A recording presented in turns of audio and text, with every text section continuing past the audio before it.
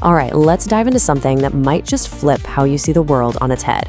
We're going to talk about the hidden, shocking cost of being a good person. So I want you to really think about this for a second. Do you believe, deep down, that your kindness protects you? That being generous builds loyalty? Or that if you're just honest, you'll always get respect? I mean, most of us were raised to say yes, right? But here's the twist. The source material for this explainer claims that this exact belief is a trap. In fact, it argues that thinking goodness equals safety is one of the most dangerous lies we've ever been told. So let's unpack exactly why. Okay, first up, let's get into what our source calls the goodness paradox. This is the whole counterintuitive idea that your best intentions, your kindness, could actually be making you a target. The idea here is that constant goodness is kind of like showing all your cards. When you're consistently kind, people learn that you're predictable. They figure you probably won't fight back, you're not going to say no, and your boundaries, well, they can be pushed because you're just too nice to stop them. And this isn't just some abstract theory, right? We see it play out all the time. Think about that person at work who's always helping out, always covering for people, but somehow gets passed over for the promotion. Or that friend who always pays for dinner until it's not even a nice gesture anymore, it's just expected. Or what about that family member who says yes to every single request, even when they're totally burning out? These are the real-world costs. And this quote from our source really just hits the nail on the head. Nice people don't look like leaders, they look like servants.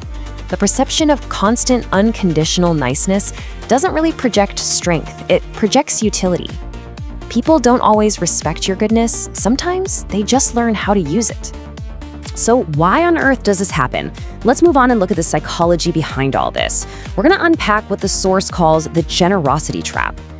The key concept here is something called hedonic adaptation, and it's a real documented psychological thing.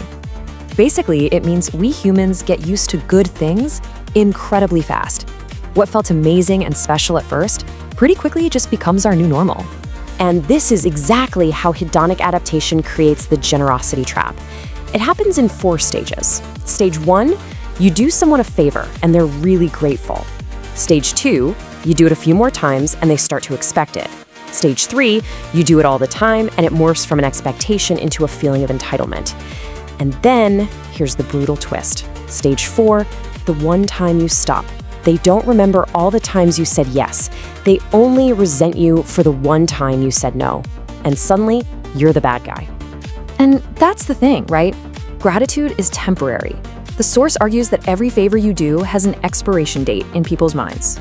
All your past kindness can basically become invisible because people are judging you on what you're doing for them right now. Okay, so if being good all the time is a trap, what's the alternative? This brings us to our third section, the rules of power. And for this, we're going to borrow a little from the famously strategic mind of Niccolo Machiavelli. Machiavelli had this incredible metaphor. He said, "One must therefore be a fox to recognize traps and a lion to frighten wolves." His point was that to survive in a world with exploiters, the wolves, you just can't be a sheep. You need the fox's cunning to see the traps coming, and you need the lion's strength to scare off threats. So here's how that breaks down. The sheep, with its blind goodness, is totally predictable and vulnerable. They're seen as a servant, and they just give and give until they're completely drained.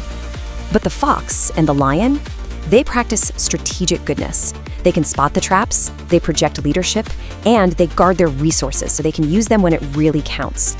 And that gets us to the economics of it all. The source uses that classic airplane safety analogy. You have to put your own oxygen mask on first before you help anyone else. Why?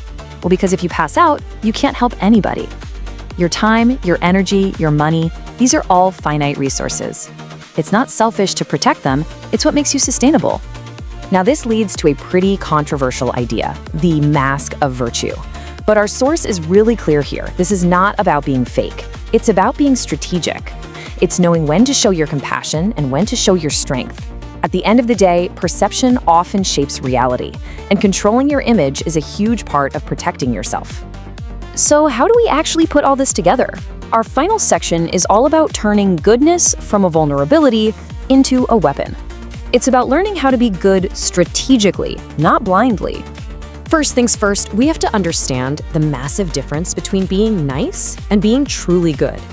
A nice person avoids conflict at all costs. They tell people what they want to hear, and they're focused on their own good intentions. But a good person, they resolve conflict. They tell people what they need to hear, and they focus on results. The entire game shifts from trying to be liked to trying to be effective. So here's a super practical tool from the source. Before you say yes to anything, just ask yourself these 3 quick questions. 1, does this actually align with my values and goals? 2, can I do this without completely burning myself out? And 3, is this person actually going to value and respect this? If the answer to any of those is no, you say no, kindly but firmly. And let's be crystal clear here. The goal is not to become some heartless cynic who never helps anyone. Not at all. The goal is to make your yes powerful. When your help is strategic and focused, it becomes so much more valuable. You actually make a bigger impact, and you earn way more respect. This brings us back to what is probably Machiavelli's most famous and most misunderstood quote. It sounds so harsh, right? But when we look at it through the lens of everything we've been talking about, it starts to make a different kind of sense. See, the modern interpretation here isn't about literally making people afraid of you. It's about earning their respect. It's understanding that making a real impact is way more important than being popular, and that getting good results matters more than getting a temporary feeling of affection. And so, we end with this question. After all of this, the choice is really yours. Will you continue to practice a kind of blind goodness and let it potentially weaken you and drain you?